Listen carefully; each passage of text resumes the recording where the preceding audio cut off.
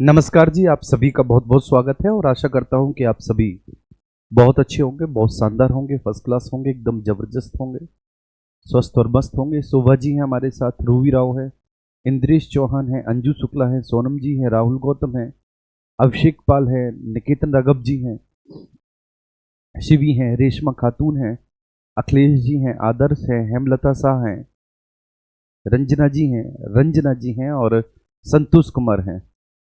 ठीक है, आप सभी का बहुत बहुत स्वागत है, सभी लोगों का। सभी साथी क्लास में आ जाएंगे। चलिए, जितना अभी तक आपको पढ़ाया आपका उतना क्लियर है अच्छे से? जितना भी आपको पढ़ाया सारी चीजें आप लोग कंप्लीट कर चुके हैं? प्लीज एक बार बताएंगे। रिवीजन आप सभी का अच्छे से चल रहा है, बढ़िया तरीके से चल रहा है रिवीजन? रिवीजन में किसी भी तरह की कोई दिक्कत या परेशानी? ठीक है, आप पूरी गंभीरता के साथ रिवीजन कर रहे हैं? मुझे एक बार बताएंगे।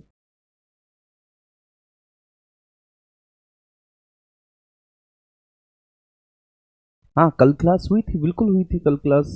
वो सॉरी, कल मैं छुट्टी पर था, माफ कीजिएगा। कल मैं छुट्टी पर था, परसों क्लास हुई थी। और आपको पता नहीं है, मैंने आपको बता दिया था, आप सभी लोगों को मैंने सूचित कर दिया था कि क्लास होगी। ठीक है, मैंने आपको बता दिया था कि क्लास मतलब जो है ना कि 11 तारीख को मैं ऑफ पर रहूंगा, 11 तारीख को छुट्टी पर रहूंगा, मुझे कहीं जाना है 11 को। ठीक है ना? जी सर, बहुत अच्छे।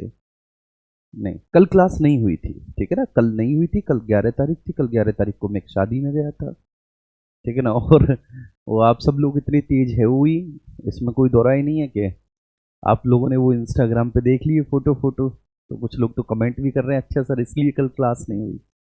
चलिए, तो हमारी मामा जी की बिटिया की शादी थी कल, मतलब हमारी सिस्टर हैं, उनकी शादी थी एटा में। तो कल हम एटा गए थे। ठीक है, वहाँ पे गए, सुबह सुबह हम पहुँचे, क्योंकि हमारी सिस्टर हैं, जाना तो एक दिन पहले चाहिए था। थोड़ा सा काम फाम भी होता है भैया कराने के लिए, लेकिन कुल मिलाकर ठीक है, उसी दिन पहुँचे, मॉर्निंग में पहुँचे, फिर अपना काम फाम कराया, जो भी काम फाम के होता है। वो काम क्या होता है, बस कुछ जिम्मेदारियाँ होती हैं, आप निभा लो। ठीक है, उनको तो वो निभाई सारी जिम्मेदारियाँ, काम वगैरह किया अपना। ठीक है, तो रात में 1:30 बजे तक फ्री हो पाए उन सब से, सारी चीज़ों से। अब 1:30 बजे फ्री होने के बाद फिर वहाँ से निकले सुबह 3:30 बजे के आसपास, 3:30-4 बजे हम यहाँ पे आगरा आए हैं, और फिलहाल आप लोगों के लिए पढ़ा रहे हैं अब। ठीक है, तो अब हम बात करेंगे, नहीं, लोक सेवा आयोग कंप्लीट नहीं हुआ। ठीक है, लोक सेवा आयोग के बारे में और भी डिस्कशन करना है।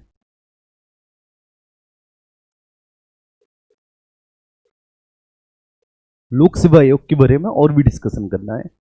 तो आओ भाई सब लोग यहाँ पर। ठीक है, सब लोग यहाँ पर आओ, शामिल हो, और फिर हम आगे बढ़ते हैं, है ना? नमस्ते जी।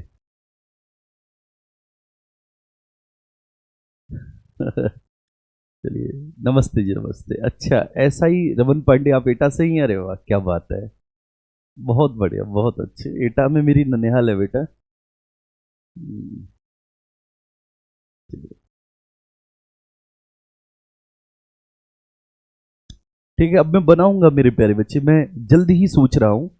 ठीक है, मैं बस 1 मिनट आप लोगों से बात करूंगा, उसके बाद फिर आपके टॉपिक को स्टार्ट करूंगा। ठीक है, मैं सोच रहा हूँ कि मैं कोशिश करूँ, पूरी कोशिश करूँ कि हर एक संडे मैं किसी एक शहर जाकर आप लोगों से मुलाकात करूं, आप लोगों से बातचीत करूं। ठीक है, अब एक शहर में कोई एक ऐसा स्थान होता है, कोई एक ऐसा पॉइंट होता है, ठीक है, जहां पर आप सभी लोग आ सकते हैं, जहां पर ठीक है हम सब लोग आ सकते हैं, मिल सकते हैं, एक दूसरे से बातचीत कर सकते हैं, मतलब है मेरा ये प्लान है। ठीक है, और इस बहाने में क्या है, थोड़ा सा घूम भी लूंगा। ठीक है, मैं बहुत ज़्यादा, क्योंकि लगातार बहुत सारी क्लासेस ठीक है ले लेके मैं भी सफोकेट फील कर रहा हूँ अपने आप को बहुत ज़्यादा। ठीक है, तो इसलिए मैं भी चाहता हूँ कि थोड़ा सा जो है ना, मैं फ्री हूँ और घूमूं, आप लोगों से बातचीत करूं, ये मतलब जो है ना चर्चाएं वगैरह हो। तो यहाँ पर मैं स्टार्टिंग अलीगढ़ से करूंगा। ठीक है, अलीगढ़ में मैं आपको कहाँ मिलूंगा, कैसे मिलूंगा, किस तारीख को, तो जितने भी अलीगढ़ के साथी हैं मुझे अच्छा लगेगा। ठीक है, मेरा होम डिस्ट्रिक्ट भी अलीगढ़, तो मुझे खुशी भी होगी। ठीक है, तो उसकी जानकारी मैं दूंगा इंस्टाग्राम वगैरह पर कि कहाँ पे मिलूंगा, तो है मेरा प्लान ठीक है मिलने का। और फिर हर एक संडे मेरी पूरी कोशिश रहेगी कि मैं आप लोगों से मिलूँ, बातचीत करूँ। चलिए आइए, फिलहाल अब बात करते हैं लोक सेवा आयोग, पब्लिक सर्विस कमीशन के बारे में।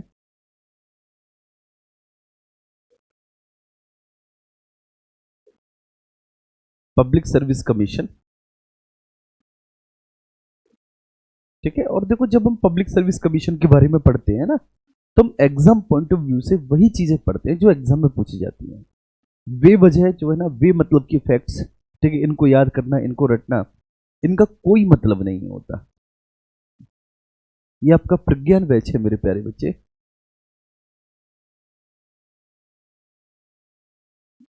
प्रज्ञान बैच, और प्रज्ञान बैच का जो समय है वो है सुबह 10 बजे, ठीक है। आपका विषय है बेटा राज व्यवस्था।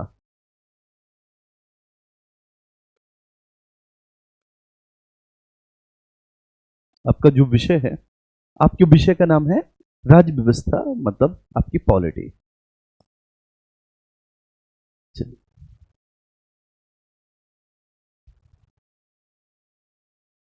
हाँ मैं आपसे प्रॉमिस करता हूँ, आप चिंता ना करो, मैं आपसे प्रॉमिस करता हूँ मेरे प्यारे बच्चे कि मैं आपके, ठीक है, हर एक शहर में इस यूपीएसआई के एग्जाम से पहले, ठीक है, मैं घूम लूंगा। ठीक है, 75 जनपद, ठीक है, मैं घूम लूंगा, मैं आपसे प्रॉमिस करता हूँ इस बात का। ठीक है, मैं घूमूंगा इसमें। अब उसमें जो है ना, मैं कोशिश करूंगा पूरा, बहुत जल्द से जल्द जो है ना आप लोगों को इसके बारे में जानकारी दूंगा। चलिए आइए, तो हम, ठीक है, सबसे पहले लोक सेवा आयोग के बारे में बात कर रहे थे। लोक सेवा आयोग के बारे में जब हम बात कर रहे थे तो मैंने, ठीक है, आपको बताया था मेरे प्यारे बच्चे कि पुनर्नियुक्ति नहीं हो सकती। क्या नहीं हो सकती? पुनर्नियुक्ति नहीं हो सकती। अगर आप एक बार, ठीक है, संघ या राज्य लोक सेवा आयोग के अध्यक्ष या सदस्य बने तो आप सेम आयोग में, ठीक है, पुनः दूसरे कार्यकाल के लिए नहीं चुने जा सकते। तो पुनर्नियुक्ति नहीं हो सकती। लेकिन हाँ, ठीक है बच्चे, ट्रांसफर हो सकता है। ट्रांसफर हमेशा प्रमोशन का होगा। ठीक है, अब ट्रांसफर क्या कार्यकाल के दौरान नहीं होगा ट्रांसफर। आप ये मत सोचना कि सर कार्यकाल के दौरान ट्रांसफर होगा, नहीं। ट्रांसफर हमेशा प्रमोशन वाला होगा और कार्यकाल खत्म होने के बाद होगा। बात समझ में आ रही है? तो इसका मतलब क्या है मैं आपको बताता हूं, यहां पर समझना आप, जो मैं समझाने जा रहा हूं। देखो बेटा, लोक सेवा आयोग के जो अध्यक्ष और सदस्य हैं, समझना मेरे प्यारे बच्चे, लोक सेवा आयोग के जो अध्यक्ष और सदस्य हैं,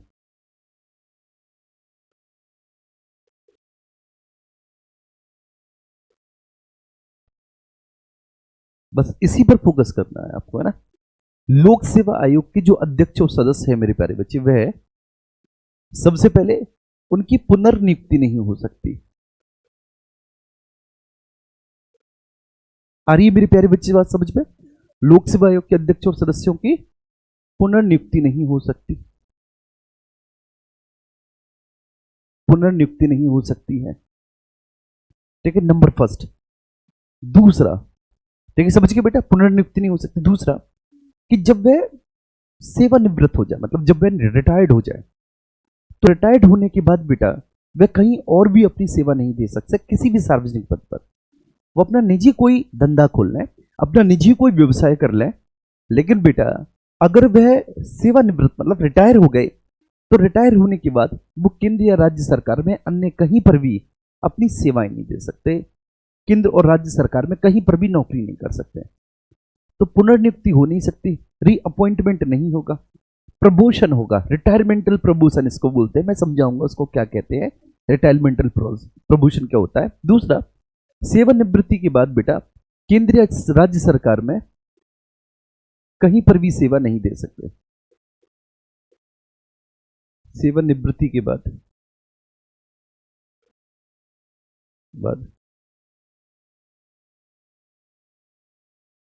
केंद्र या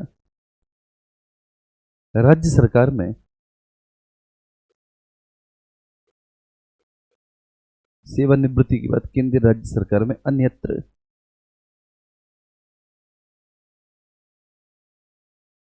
नियुक्त नहीं हो सकते। सेवानिवृत्ति के बाद केंद्रीय राज्य सरकार में अन्यत्र नियुक्त नहीं हो सकते हैं। ठीक है भैया, अगर आप रिटायर्ड हो गए तो रिटायरमेंट के बाद आप केंद्रीय राज्य सरकार में अन्यत्र कहीं और नियुक्त नहीं हो सकते। ये बात समझ में आ रही है? ठीक है, अच्छा। अब आपका रिटायरमेंटल प्रमोशन होगा, बस इतना ध्यान रखना है। क्या है बेटा इसमें? रिटायरमेंटल प्रमोशन होगा आपका। अब ये शब्द 2 से 3 बार आया, आप पूछना भी चाह रहे होंगे, आपकी हार्दिक इच्छा भी होगी बिल्कुल कि सर इसका मतलब क्या होता है रिटायरमेंटल प्रमोशन, है ना? अब जरूर पूछना चाह रहे होंगे कि सर इसका मतलब क्या होता है रिटायरमेंटल प्रमोशन, इसका क्या आशय है? तो ये मैं आपको बताता हूं। देखिए यहां पर सब लोग बहुत ध्यान से समझना और सुनना। जैसे कोई राज्य लोक सेवा आयोग है मेरे प्यारे बच्चे, राज्य लोक सेवा आयोग, राज्य लोक सेवा आयोग, और यहां पर हम ले लेते हैं कि एक है आपका यूपीएससी संघ लोक सेवा आयोग।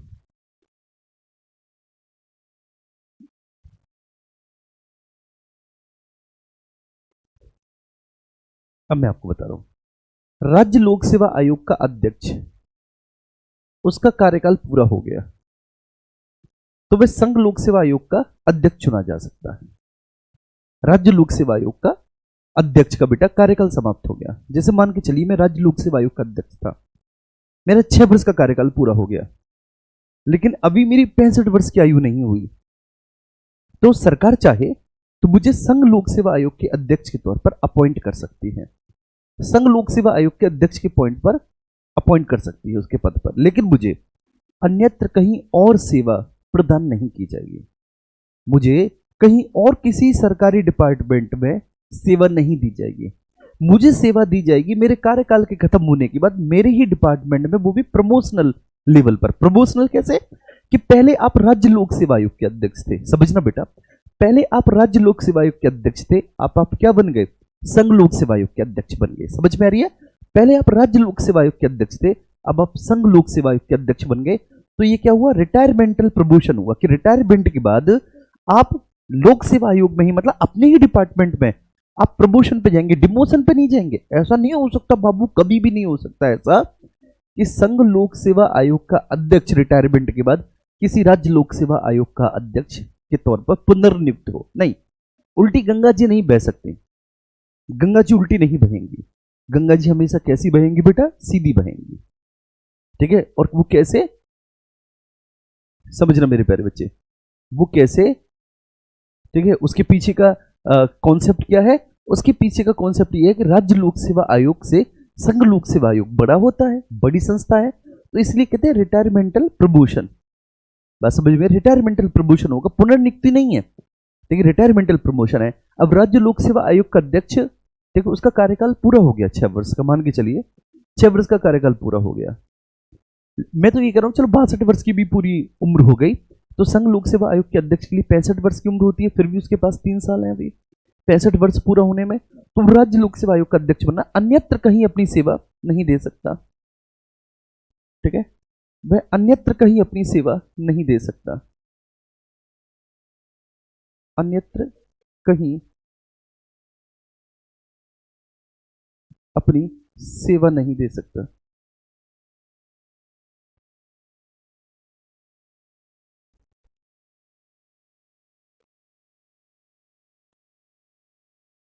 अन्यत्र कहीं अपनी सेवा नहीं दे सकता।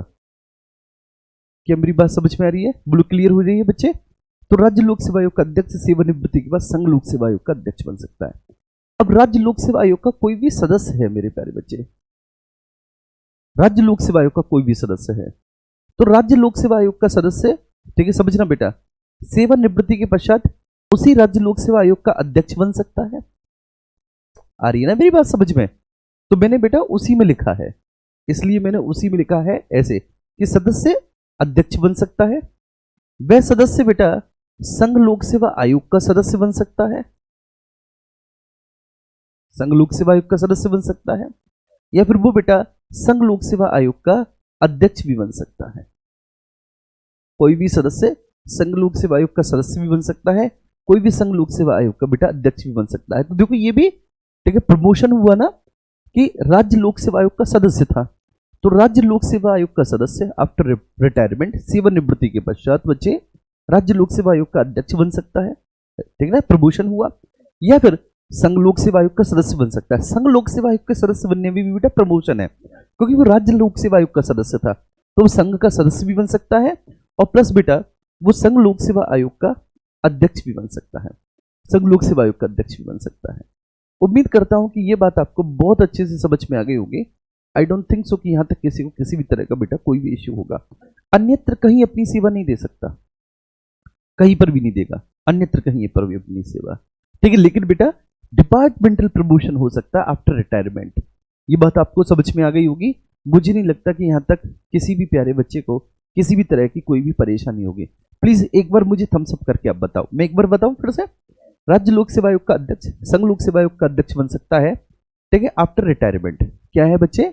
सेवानिवृत्ति के पश्चात। मैं लिख देता हूं, सेवानिवृत्ति के पश्चात, सेवानिवृत्ति के पश्चात, ठीक है। वह सदस्य है राज्य लोक सेवा आयोग का, तो बेटा संघ लोक सेवा आयोग का सदस्य बन सकता है, संघ लोक सेवा आयोग का अध्यक्ष बन सकता है और राज्य लोक सेवा आयोग का भी अध्यक्ष बन सकता है, राज्य लोक सेवा आयोग का भी अध्यक्ष बन सकता है, ठीक है बच्चे। बस यही है। तो एक बार मुझे बताओ, ये बात पता है बहुत लोगों को समझ में नहीं आती, इसलिए मैं बहुत टाइम लेता हूं उस बात को समझाने में कि एक एक पॉइंट मैं आपका क्लियर कर दूं। कई बार ये पूछते हैं कि सर, बच्चे ये कहते हैं कि सर पुनर्नियुक्त नहीं हो सकता। बात समझ में आ रही है? सर पुनर्नियुक्त नहीं हो सकता, तो बेटा सेम पोस्ट पर पुनर्नियुक्त नहीं हो सकता, प्रमोशनल, ठीक है, नियुक्ति हो सकती है। इसलिए मैं इसको बोलता हूं क्या बेटा? रिटायरमेंटल प्रमोशन। इसलिए मैं क्या बोलता हूं? रिटायरमेंटल प्रमोशन। रिटायरमेंट के बाद आप सेम पोस्ट पर पुनर्नियुक्त नहीं हो सकते बेटा। पुनर्नियुक्ति का मतलब होता है मैं राष्ट्रपति था फिर से राष्ट्रपति बन जाऊं, इसको पुनर्नियुक्ति कहते हैं। सदस्य फिर से सदस्य नहीं बन सकता, सदस्य अध्यक्ष के तौर पर या फिर संघ लोक सेवा आयोग के सदस्य या बेटा संघ लोक सेवा आयोग के अध्यक्ष के तौर पर।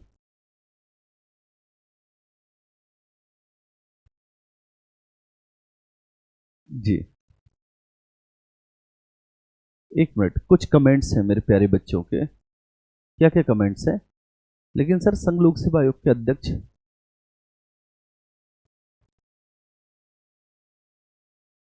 हाँ, ऐसे रमन पांडे।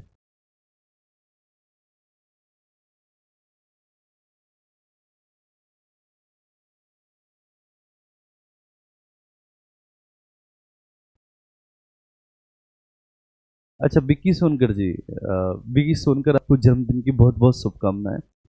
और ये यूपीपी क्राइम ब्रांच में तैनात हैं, आपको बहुत बहुत शुभ आशीष भैया। आपका जीवन बहुत सुखमय हो, बहुत बहुत शुभ आशीष। हर एक कठिनाई को आप बहुत हंसते हंसते पार करें, हर एक बाधा जो आपके रास्ते में आए, आपकी सफलता के रास्ते में आए, आप उसे सहर्ष स्वीकार करें, पूरी सकारात्मकता के साथ आप ठीक है ना उसका मुकाबला करें और आप अपने लक्ष्य में अंततः सफल हो। जीवन के हर एक क्षेत्र में आपको सफलता हासिल हो, ऐसी मेरी ईश्वर से आकांक्षा है, ऐसा मेरा ईश्वर से कामना है। बहुत बहुत शुभकामनाएं आपको फिर से।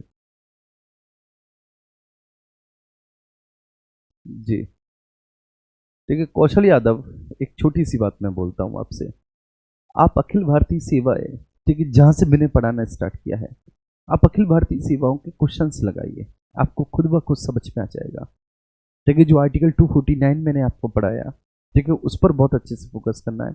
अब यहाँ पर जो संघ और राज्य लोक सेवा आयोग चल रहा है, यहाँ पर बहुत अच्छे से फोकस करना है आपको, ठीक है। चलिए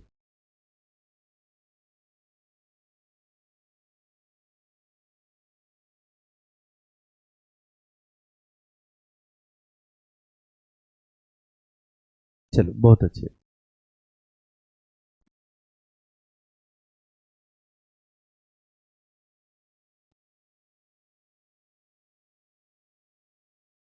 चलो ठीक है, तो ये बात समझ में आ गई, सबको समझ में आ गई और किसी को कोई दिक्कत नहीं हुई। अब यहां पर हम बात करेंगे बेटा संयुक्त लोक सेवा आयोग के बारे में, ज्वाइंट पब्लिक सर्विस कमीशन, संयुक्त लोक सेवा आयोग, संयुक्त लोक सेवा आयोग, इसको बोलते हैं joint public service commission, JPSC, joint public service commission, ठीक है। तो हम लोग यहाँ पर स्टार्ट करने जा रहे हैं संयुक्त लोक सेवा आयोग। इसको समझेंगे क्या होता है संयुक्त लोक सेवा आयोग, है ना मेरे प्यारे बच्चे। संयुक्त लोक सेवा आयोग का मतलब है जब बेटा दो या दो से अधिक राज्यों के लिए एक लोक सेवा आयोग का गठन किया जाए। दो या दो से अधिक राज्यों के लिए जब एक लोक सेवा आयोग का गठन किया जाए, लेकिन ऐसा बेटा उन राज्यों की आपसी सहमति के आधार पर किया जाएगा।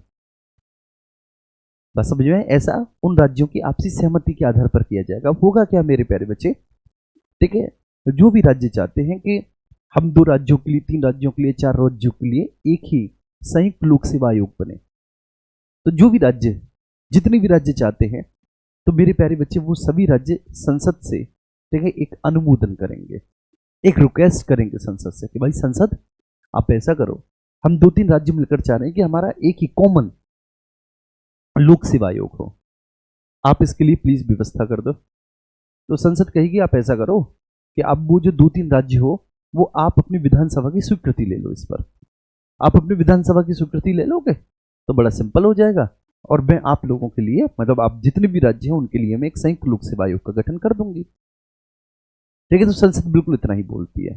ठीक है, उन्होंने ऐसा कर दिया तो संसद ने भी उनके लिए एक संयुक्त लोक सेवा आयोग की रिपोर्ट, ठीक है, बनाती बच्चे, वो एक संयुक्त लोक सेवा आयोग का गठन कर दिया, एक संयुक्त लोक सेवा आयोग का गठन उन्होंने कर दिया संसद ने। तो इतनी सी बात है। अब एक बात आपको बहुत अच्छे से ध्यान रखनी है कि अब यहां पर जो आयोग के अध्यक्ष और सदस्य हैं उनकी नियुक्ति राष्ट्रपति के द्वारा होगी। वैसे राज्य लोक सेवा आयोग के अध्यक्ष और जो सदस्य होते थे उनकी नियुक्ति राज्यों के राज्यपाल के द्वारा होती थी। अब यूं क्योंकि यहां पर संयुक्त लोक सेवा आयोग है, दो या दो से अधिक राज्यों के लिए बेटा एक ही लोक सेवा आयोग है, तो यहां पर जो अध्यक्ष और सदस्यों की नियुक्ति होगी वो बेटा राष्ट्रपति के द्वारा होगी, लेकिन कार्यकाल वही होगा, 6 वर्ष का कार्यकाल या 62 वर्ष की आयु जो भी पहले पूरा हो वही होगा। 6 वर्ष का कार्यकाल या 62 वर्ष की आयु जो भी पहले पूरा हो। ठीक है, अगर मान के चलिए कि पदच्युति पद से हटाया जाता है तो राष्ट्रपति के द्वारा हटाया जाएगा, लेकिन सुप्रीम कोर्ट की जांच के बाद ही, सुप्रीम कोर्ट जांच में पाती है कि वास्तव में ये व्यक्ति गिल्टी है तो फिर राष्ट्रपति उसके पद से हटा देगा, राष्ट्रपति ही हटाएगा मेरे प्यारे बच्चे। मेरी बात समझ में आ रही है। इनकी संख्या, इनकी सेवा शर्तों का निर्धारण भी राष्ट्रपति ही करेगा सब कुछ, लेकिन ये लोग जो अपनी एनुअल रिपोर्ट प्रस्तुत करेंगे, अब लोग अपनी वार्षिक रिपोर्ट जो प्रस्तुत करेंगे ये अपनी वार्षिक रिपोर्ट संबंधित राज्यों के राज्यपाल को देंगे। ये अपनी जो एनुअल रिपोर्ट देंगे, वार्षिक रिपोर्ट ये अपनी संबंधित राज्यों के राज्यपाल को प्रेषित करेंगे, राज्यपाल को देंगे, है ना। फिर राज्यपाल राज्य विधानसभा के सदनों पर रखेगा, अलग अलग राज्य से संबंधित अलग अलग राज्य विधानसभा में, ठीक है, इनकी रिपोर्ट्स को रखा जाएगा जो उन राज्यों से संबंधित होंगी। तो संयुक्त लोक सेवा आयोग है, ज्वाइंट पब्लिक सर्विस कमीशन है। ये जो ज्वाइंट पब्लिक सर्विस कमीशन है, अब ये समझना कि दो या अधिक, दो या जो दो से अधिक होते, दो या अधिक राज्यों की, दो या अधिक राज्यों की आपसी, दो या अधिक राज्यों की बेटा आपसी सहमति के आधार पर,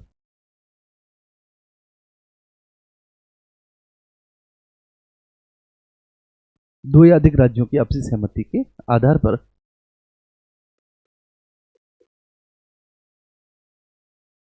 समझना, दो या दो से अधिक राज्य हैं, दो या दो से अधिक राज्यों की आपसी सहमति है, तो दो या दो से अधिक राज्यों की आपसी सहमति के आधार पर संयुक्त, दो या दो से अधिक राज्यों की आपसी सहमति के आधार पर संयुक्त लोक सेवा आयोग का गठन, संयुक्त लोक सेवा आयोग का गठन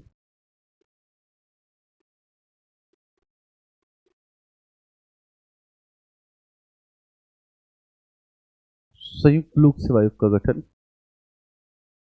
ठीक है ना, संसद के द्वारा किया जाएगा बेटा। संयुक्त लोक सेवा आयोग का गठन संसद द्वारा किया जाएगा, संयुक्त लोक सेवा आयोग का गठन संसद द्वारा किया जाएगा।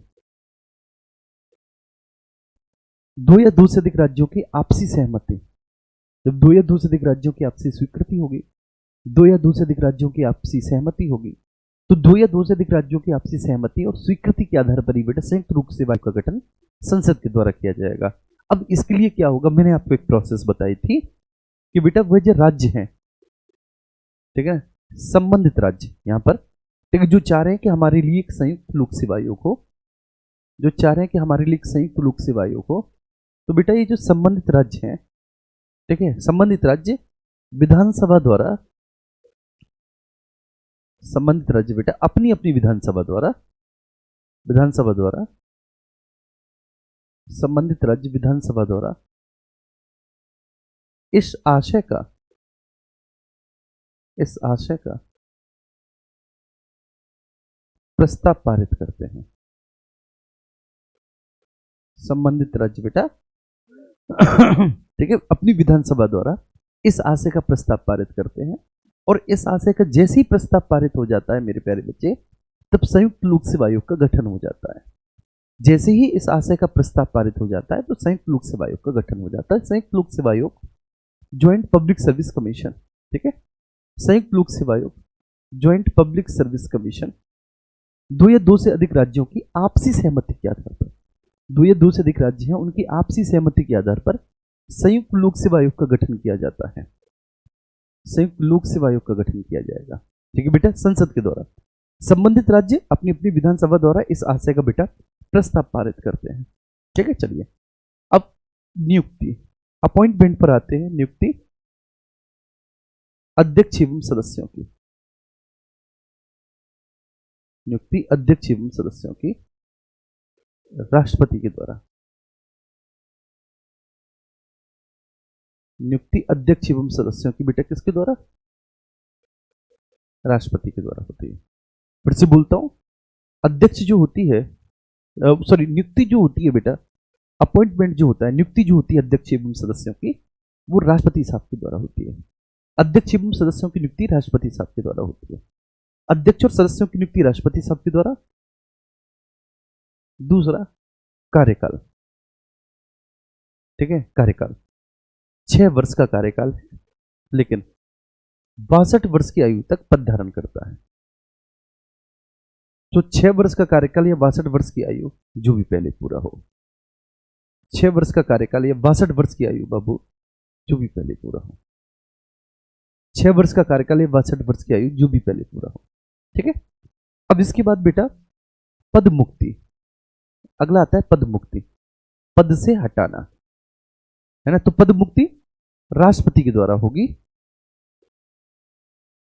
पद मुक्ति बेटा राष्ट्रपति के द्वारा होगी, लेकिन सुप्रीम कोर्ट की जांच के बाद, सुप्रीम कोर्ट की जांच के बाद ही होगी, ठीक है। जब सुप्रीम कोर्ट इस आशय की बेटा जांच करेगी, तब सुप्रीम कोर्ट की जांच के बाद, ठीक है, पद मुक्ति होगी। सुप्रीम कोर्ट की जांच के बाद ही पद मुक्ति होगी, ठीक है। तो सुप्रीम कोर्ट की जांच के बाद ही पद मुक्ति होगी, राष्ट्रपति द्वारा होगी, सुप्रीम कोर्ट की जांच के बाद होगी। और ठीक है, आयोग के अध्यक्ष एवं सॉरी, आयोग में जो भी आयोग के सदस्यों की संख्या कितनी होगी, संख्या एवं सेवा शर्तों का निर्धारण भी राष्ट्रपति के द्वारा, संख्या एवं सेवा शर्तों का निर्धारण राष्ट्रपति के द्वारा,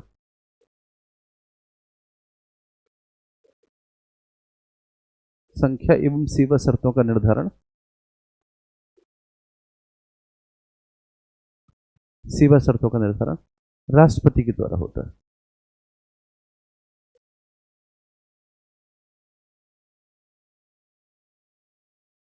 राष्ट्रपति द्वारा, ठीक है जी, क्लियर है। संख्या और सेवा शर्तों का जो निर्धारण होगा, संख्या और सेवा शर्तों का निर्धारण किसके द्वारा होगा बेटा? राष्ट्रपति के द्वारा। वो संख्या और सेवा शर्तों का निर्धारण किसके द्वारा? राष्ट्रपति के द्वारा। अब ठीक है, ये जो आयोग है संयुक्त लोक सेवा आयोग, संयुक्त लोक सेवा आयोग मेरे प्यारे बच्चे जो अपनी वार्षिक रिपोर्ट है, संयुक्त लोक सेवा आयोग जो अपनी वार्षिक रिपोर्ट है वो किसके समक्ष रखेगा? अपने अपने राज्यों के राज्यपालों के समक्ष, संबंधित राज्यों के राज्यपालों के समक्ष, राज्यपाल के समक्ष,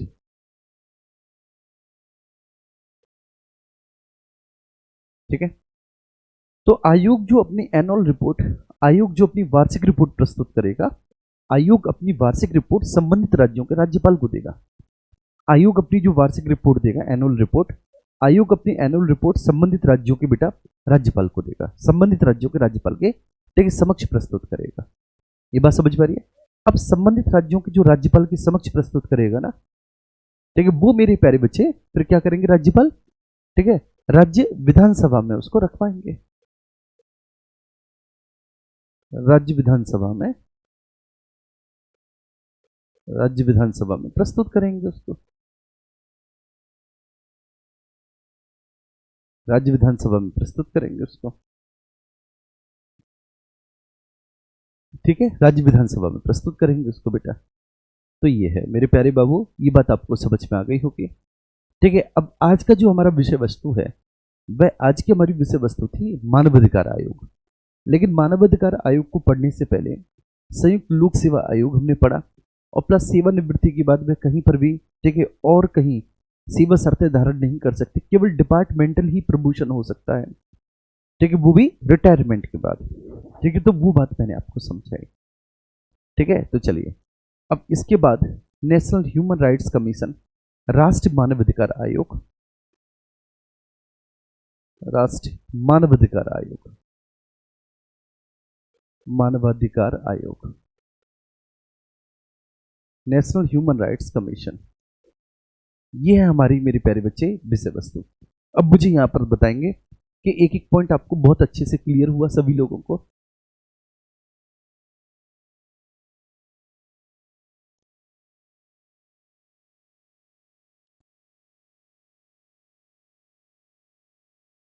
बेटा जो ज्वाइंट पब्लिक सर्विस कमीशन होंगे वो अपनी रिपोर्ट, ठीक है ना, संबंधित राज्य की, कि भाई आपके राज्य को लेकर ये रिपोर्ट है, आपके राज्य को लेकर ये रिपोर्ट है, संबंधित राज्यों के राज्यपालों को देंगे, और उन राज्यपाल का काम ये होगा कि वो विधानसभा में उसको प्रस्तुत करवाए।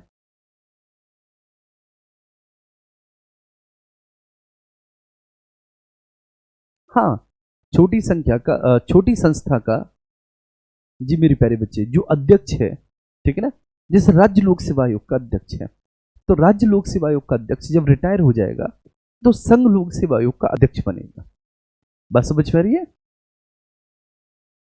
यहां पर देखो आप, रिटायरमेंटल जो थी, राज्य लोक सेवा आयोग का अध्यक्ष है मेरे प्यारे बच्चे, तो अगर राज्य लोक सेवा आयोग का अध्यक्ष है तो वो संघ लोक सेवा आयोग का अध्यक्ष ही बनेगा। राज्य लोक सेवा आयोग का अध्यक्ष संघ लोक सेवा आयोग का सदस्य नहीं बन सकता, क्योंकि अध्यक्ष के बाद सदस्य के पद पर जाना, चाहे बेशक बड़ी संस्था है संघ लोक सेवा आयोग, तो इसको, ठीक है, प्रमोशन नहीं माना जाता। तो ऐसा कहीं लिखा नहीं है किसी भी बुक में, क्योंकि मैंने इतनी सारी बुक पढ़ी, तो बस मुझे एक ही समझ में आया सभी बुकों का निचोड़, कि राज्य लोक सेवा आयोग का अध्यक्ष संघ लोक सेवा आयोग का अध्यक्ष, सदस्य सदस्य बन सकता है, ठीक है ना, सदस्य राज्य लोक सेवा आयोग का संघ लोक सेवा आयोग का अध्यक्ष भी बन सकता है, और अपने ही आयोग में अध्यक्ष भी बन सकता है, ठीक है, रिटायरमेंट के बाद।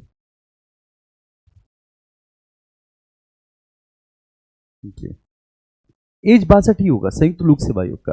अरे संयुक्त लोक सेवा आयोग जो है तो राज्यों के लिए ही, भाई संयुक्त लोक सेवा आयोग जो है तो राज्यों के लिए ही मेरे प्यारे बच्चे। बस इतना है कि दो या दो से अधिक राज्यों के लिए, उन राज्यों की आपसी सहमति के आधार पर, उनकी आपसी सहमति के आधार पर जो है ना बच्चे, संसद के द्वारा एक संयुक्त लोक सेवा आयोग का गठन कर दिया गया है, ठीक है। लेकिन उनकी संरचना बिल्कुल वैसे ही है, कार्यकाल वही 6 वर्ष का कार्यकाल है, 62 वर्ष की आयु।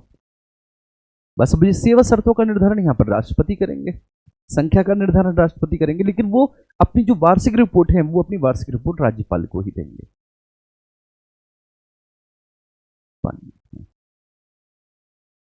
राज्यपाल को ही देंगे।